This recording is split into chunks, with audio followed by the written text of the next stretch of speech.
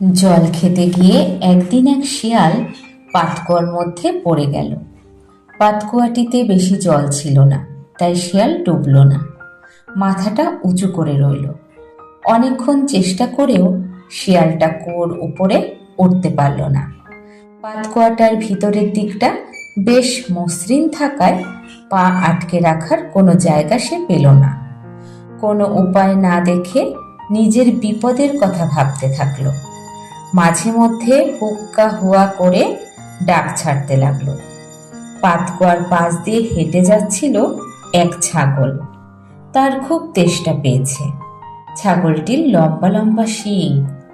ডাক শুনে সে পাতকুয়ার পাড়ে এসে উকি দিয়ে শিয়ালটিকে দেখতে পেল। শিয়ালকে জিজ্ঞেস করলো, কি ভাই শিয়াল, তুমি কি করছো এখানে? এই কুয়োটায় জল আছে? শিয়াল পশুদের মধ্যে সবচেয়ে চালাক। ছাগলের প্রশ্ন শুনেই তার মাথায় দুষ্ট বুদ্ধি এলো। সে মনের ভাব গোপন করে বলল, বন্ধু, তেষ্টা মেটাতেই তো আমি এখানে নেমেছি। এমন সুস্বাদু জল কি আর কোথাও পাওয়া যায়?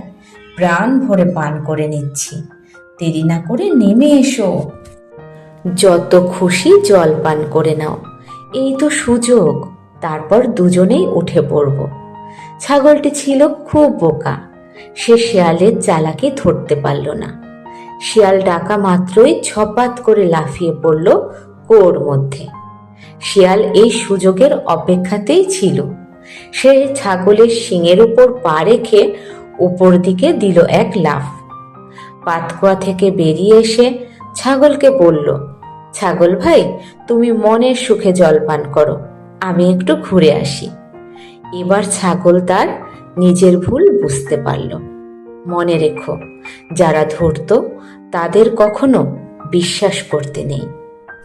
সত্যি তাই, ধূর্তের ছলের অভাব হয় না। আর ধূর্তের কথা বিশ্বাস করে যদি আপনি সামনে আগাতে যান, হয়তো এমন বিপদে পড়ে যাবেন যে আপনি আর কখনো উঠে দাঁড়াতে পারবেন না। এটা মানুষের জীবনেও হয়। কিছু মানুষ এই শিয়ালের মতো ধূর্ত হয়। তাদেরকে বিশ্বাস করলে সব সময় আপনার ক্ষতি হয়। তাই সব সময় ধূর্তদের থেকে এড়িয়ে চলবেন।